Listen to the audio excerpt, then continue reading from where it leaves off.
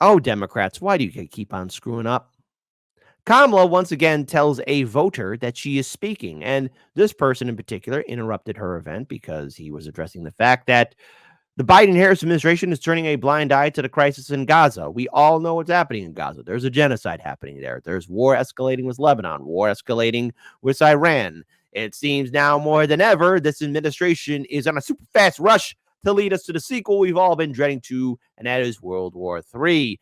There was once a time when I remember the Democratic Party used to be anti-war, when the Democratic Party used to care about its coalitions and its voters. But the Democrats have lost that. Now, to be clear here, because Harlan's media believes in being consistent, the Republican Party is no different than the Democratic Party. But the Democrats, for a long time, have put on that fancy neoliberal mask and using identity politics as a way to trick people to be part of their voting base. And when voters and activists and organizers, people who are anti-war, hold the Democrats' feet to the fire, the Democrats are like, oh, how dare you? I'm speaking or remain speechless. And I have not one, not two, but three stooges in the Democratic Party that are being called out over the weekend, that have been confronted. But you know what they're doing? They're either being, number one, telling voters, I am speaking, like Kamala does, or like how Representative Ritchie Torres says to one voter to F off. That's right. Or better yet, tells a voter to go F themselves. Or wait, you got Bernie, the nutless wonder, just being quiet. I remember the firebrand he used to be, but listen, Democrats, you are due for a disaster. You are due for an epic meltdown. And all what me and my viewers can do is sit back, relax, and watch the fall. So let's go ahead and pull up this video here where Kamala once again says the Coca-Cola classic line, I'm speaking here. I'm speaking here. I'm speaking here. How dare you speak? How dare you speak? How dare you? Right now, I know what you're speaking of. I want the ceasefire. But what about the genocide? I want the war to What end, about the genocide? and I respect your right to speak, but I am speaking right now. I knew it. When I saw this, I at least had my idea. Like somebody was going to be it. Because, again, I love my viewing audience. When you guys and gals send me clips, when you send me videos, and I try to see that, I try and read them all. I'm only one man. I try. I don't succeed all the time. But you guys and gals send me video clips that are absolutely insane, incredible. But I knew as soon as Kamala was going to say, I'm speaking, because they wrote, hey, Kamala's going to say she's speaking. I knew that there was going to be somebody be like, woo! Like, yeah, woo! You're speaking. But there's a genocide happening. I'm speaking. Woo! Yeah, woo! Here. One more time. I want the war to What about the end, genocide? and I respect your right to speak, but I am speaking right now. Yeah. Yeah, woo! One more time, and then we're moving on. The genocide. And I respect your right to speak, but I am speaking right now. Yeah. So 19,000 children are dead. There was an actor. Let the woman speak. Yes, but people are dying, including men, women, children, little boys, little girls, getting wiped off, blown up, and Kamala's doing nothing. So 2,000 people dead. 19,000 children are dead. 19,000 children are dead. So listen. Oh, hey. Don't you like the kind coalition of the Democratic Party? What he's talking about, it's real, and 19,000 children are dead. so listen. What he's talking about, it's real, and so that's not the subject that I came to discuss today, but it's real, and I respect his voice. So listen, here we are. You all have the right and the ability to have opportunity available to you at each step of the way. Now, speaking of which, there was also a fundraiser event that was also interrupted. Now, how do you think these lovely liberals responded to it? How do you think they responded to this Kamala Harris fundraiser, jazz fundraiser to be more precise, when a Palestinian activist speaks up. And by the way, Artists Against Apartheid. Gee, okay, now again, this was disrupted by Artists Against Apartheid, but again, jazz fundraiser. So you expect to be see a lot of open-minded people at a fundraiser like this, maybe, because it's the music, it's the arts. How do you think they respond? Now, again, the group that interrupted us was Artists Against Apartheid. Our incredible team. Death for Kamala, death for genocide. Get out of here. The U.S. just sent $27 billion to Israel. $27 billion to burn. Get out of here! Shut up! Shut up! Shut up! Get out of here! Palestinians alive! Just for Kamala! Death for genocide! Get out of here! The two really black parties! Get out of here! Are for genocide! No votes for genocide! No votes for Kamala! Okay. Say what the U.S. war machine! Oh, liberals. When you start talking down to people, you're going to learn a lesson the hard way, and that is people don't like being talked down to, okay? Liberals, Democrats, vote blue no matter who. I mean, for a progressive voting base, we have been tricked into supporting the Democrats. And I think if you are progressive or an independent, if you're going to be wasting your time voting for Kamala Harris and the Democrats, you're bound to be disappointed again. It is clear that they don't care for free speech. It is something I'm concerned about for this administration. And notice all these liberals who are afraid of Trump and what he's going to do, as soon as somebody speaks out against Kamala, they're quick to say, shut up and get out of here. You hear these same liberals saying that if they were alive during the Civil War, during World War II, that they'd be part of the resistance and help the struggling people. But in both those timelines, I'm willing to bet that those said liberals were around, they wouldn't give a damn. They'd be following orders or be indifferent. They would not be who they are. They'd be somebody completely different. And the thing is, liberals, since you like to LARP that fantasy of being a resistance fighter, you always want to know how you probably react to a genocide or a crisis. You're doing it now. All those liberals in that room right there, or even in previous events that we covered here at Hardlens Media, you would be following orders. You would be the person going along with the crowd.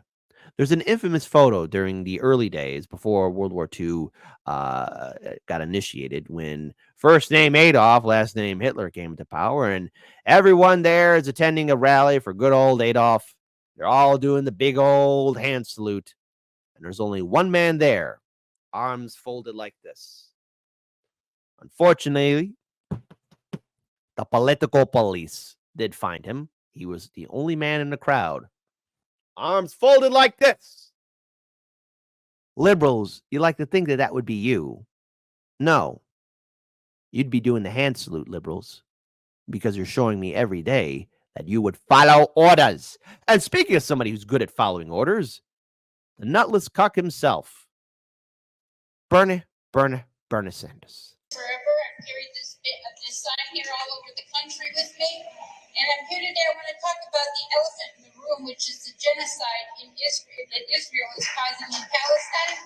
Bernie, you used to call for an audit of the military-industrial cartel. And I don't hear you doing that anymore. I don't hear anybody doing that anymore. And the fact that why we don't have Medicare for all is because about 70 cents of every tax dollar is going to the Pentagon. That, as you know, trillions has disappeared in thin air is unaccountable. That's why we don't have Medicare for all. Forever, I've carried. Now, that nutless wonder, I mean, I remember him talking a good game. But even then, Bernie on CNN decided to lie to the American people because Senator Sanders continues to disappoint. We all remember his messaging about, trying to build a strong progressive policy. But the thing is, he's telling voters for Kamala Harris that if we are able to elect Kamala Harris, I think there's an opportunity to have her move on that issue. Move on the issue of stopping the war. Calling for a ceasefire. Now, by the way, Bernie, Biden's out of the game. But even though him and Obama had a very serious conversation, whatever it could have been, it looked like, according to lip readers, that They're both concerned that Kamala's failing too. But my goodness, this is the nutless wonder. This man himself is saying to voters, oh no, don't worry. Kamala will move on the issues. She'll do it. We know the election is going to be very, very close. Michigan has a large Arab American and Muslim American population that traditionally votes Democrat. But there's a lot of concern among Democrats that a lot of those voters are either going to go to third party or not going to vote at all in protest of the Biden-Harris support for Prime Minister Netanyahu of Israel. What do you say to those voters who are thinking about sitting out this election or voting third party, or maybe even voting for Donald Trump because they disapprove of Netanyahu and Biden-Harris's support for Netanyahu? Well, what I say in my own view is, as I'm sure you know, I happen to believe that Hamas is a terrible terrorist organization that attacked Israel on October 7th. Even though that the Israeli intelligence services, Bernie, was given the heads up and we're told, like, hey, there's an attack coming, buddy. And they ignored it, Bernie. They ignored it. And since then, by the way, the Biden-Harris administration knew what was happening with the IDF, especially targeting civilian locations, community centers, hospitals, refugee centers. And Bernie, you were just saying nothing. For a long time, you and your fantastic friends in the Democratic caucus, especially the Progressive caucus, were saying nothing. And now what? They're going to move on the issue? That's not happening. Israel had a right to respond, but it did not have the right to go to war against the entire Palestinian people, kill 42,000, injure 100,000, and destroy. That's probably over 200,000, Bernie. Almost all of Gaza. That they don't have a right to do. And I will be leading the effort to make sure that we do not provide more offensive military aid to Israel. But to those people who are saying, well, I can't support Harris because she disagrees, Trump on that issue, even on that issue, is worse. He will be closer to Netanyahu. So if we are able to elect Harris, I think we're going to have an opportunity to move her on that issue, to make it clear we cannot allow children in Gaza to starve to death. She will be open to that. I doubt that Trump will. We can't even get Republican support in the Senate. So this man still thinks that you can move Kamala. All right. Well, I mean, do you have the money? Do you have the influence, Bernie? Because you gave up on your political capital. I mean, how many people even attend your events anymore to listen to you speak? Only those lame enough show up. For humanitarian aid, to feed starving children. You really want to vote for a Trump who holds that view? I would hope not. Yes, so follow orders. But it's not just only Bernie Sanders. It's not only Kamala Harris. I mean, because you are going to lose the Arab vote, Democrats. You're not only losing the black vote, you're losing the Arab vote, you're losing the Asian vote, you're losing the Latino vote, you're losing the white vote. Now, again, voter turnout's going to be key. But Democrats, every time you speak, it's not only just Kamala Harris, but it's anyone that's part of your party. The more progressives and independents and people hear Kamala speak, not only are they distancing themselves away from them, but they're also looking at even all the surrogates of people who are campaigning for Kamala. Bernie, you've been a disappointment. But also, let's also look at our fantastic United States representative. So, Representative Ritchie Torres, he is a United States House representative in the great state of New York, and Jose Vega is actually running against him as an independent. Now, this isn't Jose Vega, but he did retweet this out because this is a constituent in the area that decided to speak to Ritchie Torres. To which Ritchie Torres just said for him to go F himself, says Ritchie Torres to a constituent after being asked why he blocks people on social media. If you're a U.S. representative or a United States senator, you don't really have that privilege to block people because people have a right to criticize you and to call you out for the hack fraud that you are. Ritchie's running again, everybody. Bye, Ritchie. Take care. Jesus. But your job as a representative is to represent me and my voice. My job is to represent all my constituents. Right. But now, I will be raising the volume up on this, so I'm going to rewind this. But for anyone that can't hear, there are subtitles. But when I clip this, the volume will be raised. Ritchie's running again, everybody. Bye, Ritchie. Take care. Jesus. But your job as a representative is to represent me and my voice. My job is to represent all my constituents. Right, but why? Not all my constituents agree on every issue. Right, but I'm telling you right now, I'm affording you the opportunity to speak to me directly. Affording the opportunity, sir. This is not like a privilege for me. You cannot claim that I'm silencing you if I'm literally speaking to you. I know, but this is a private conversation we're having now. So yes. When I talk to you in a public setting, like on the internet, there are literally hundreds of thousands of people. All right, let me just put it this way. Follow me on Twitter. Let me just put it this way. The way you talk about the issue, I feel like dehumanizes the people that I know and care about in that part of the world. I've gone to the West Bank 2010s. I know that probably is like alarm bells going off in your head, or whoever the handler is that tells you what to tweet. So, okay, you and your anti-Semitism. What about anti-Semitism? Sorry, how is it? Why is it? Why? How? How so? Because there's like a cabal that's secretly handling. No, I didn't say anything about it. Exactly what you're talking about. No. See, how come when use coded language? Why do I? Okay. It's not coded. Yeah. It's not coded. I'm telling you that you are. Done with this conversation. No, it's not. I would rather not be done because I'm talking about. You just shut it down with anti-Semitism right away. What did I say that's anti-Semitic? You and your handler. Okay, give me a break. Your handler. You are listening to people who are not like representative of this district. I do not give a shit about what you have to say. Why did you say that? I'm telling you right now. I'm not anti-Semitic, sir. I'm not an anti-Semitic person. I'm not. Well, you clearly are. No, I'm not. Why would you just immediately assume that? You literally said that I have handlers who are behind my position. I said you didn't realize that that's an anti-Semitic? Okay, are you serious? Yeah. Wow, Representative. Why are you assuming that about a constituent? By the way, if there's more evidence now more than ever why you should not vote for Democrat United States House Representative Ritchie Torres, that's what he thinks about all constituents. But you know what? If you're a Democrat voter or a Republican voter, I'm going to tell you this right now. That's how everyone in the United States Senate and United States House of Representatives really feel about you. I'm so sorry. If you believe in your party, let me tell you how Democratic and Republican politicians really feel about you. My Coca-Cola classic line. They don't like you. They don't think about you. And they don't respect you. And respect's a key word. Respect. They don't respect you. They don't respect you. They don't respect you. I'm not an anti-Semitic person. I'm not. Well, you clearly are. No, I'm not. Why would you just immediately assume that? You literally said that I have handlers who are behind my position. I said you didn't realize that that's an anti-Semitic? Okay, seriously, are you serious? Yeah. Why are you running away? This is what you do. You run away. Ritchie's running again, everybody. Bye, Ritchie. Take care. Jesus. Ritchie.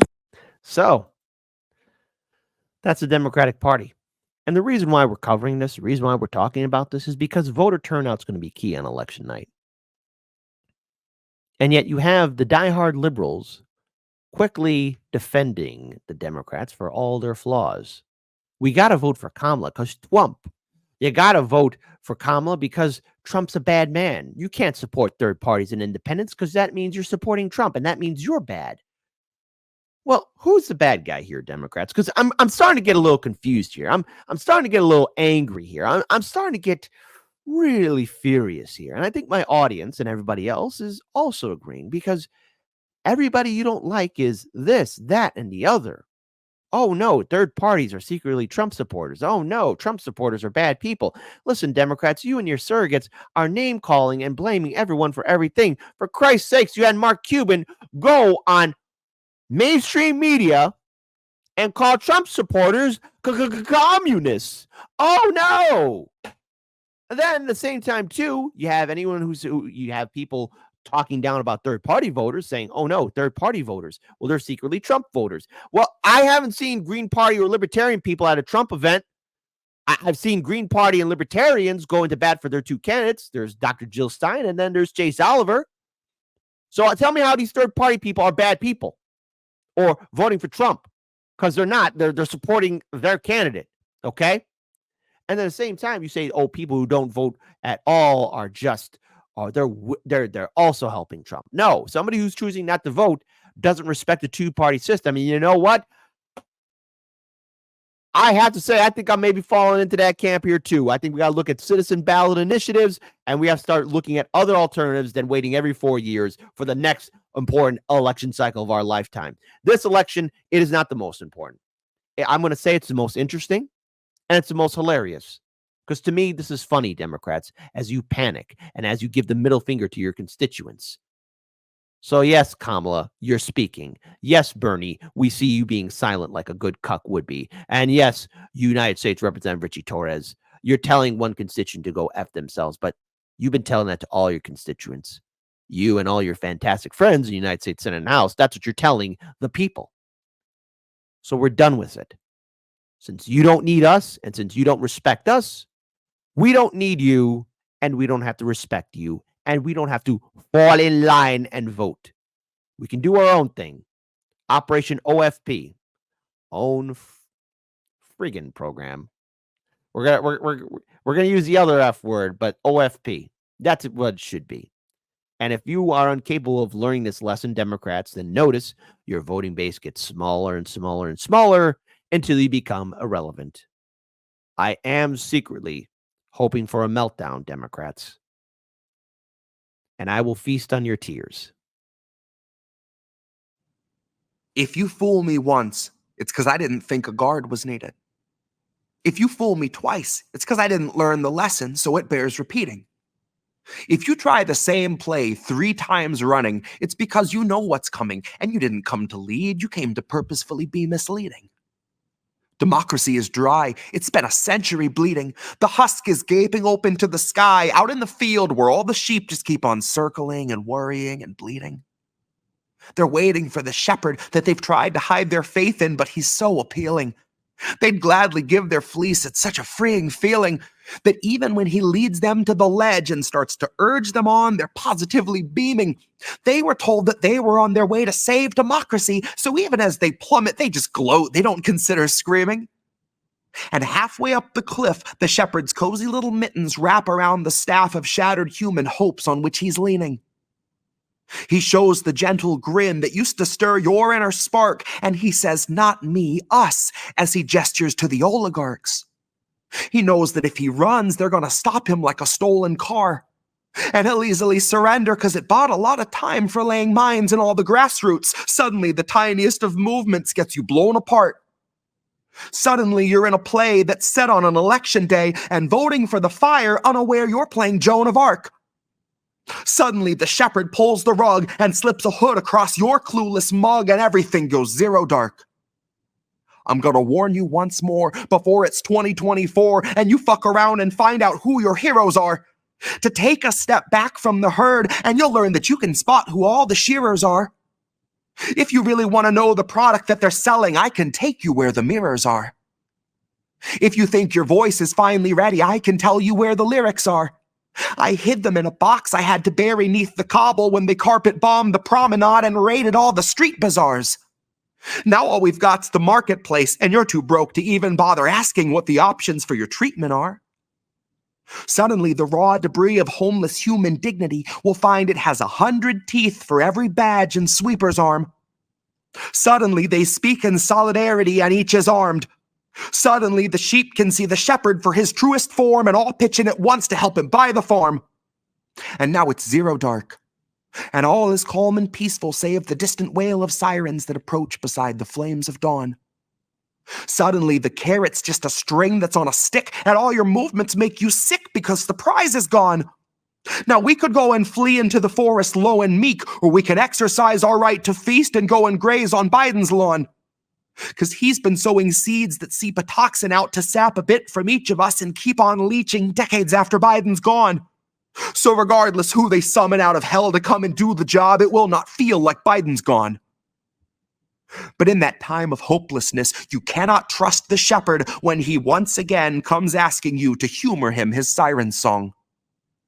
And it's cute that you can innocently, honestly assume that's just a symptom of a system that was wired wrong, and not the standard feature, basic function, primary objective of a mass hypnosis firebomb. You don't need to know the words to cry along. Someday it'll hit you like an officer who pistol whipped their ride along. Broke his jaw and kept his job and kept it moving right along. That voting isn't red or blue or black or white or right or wrong. Voting's like a firing squad where you can choose the firearm. It's slow extinction by and large. It's Super Tuesday supercharged. It's all your futures, roots and all, just tossed out on a garbage barge. It's everybody dropping out to push the biggest oligarch. It's everybody voting fire, registered as Joan of Arc.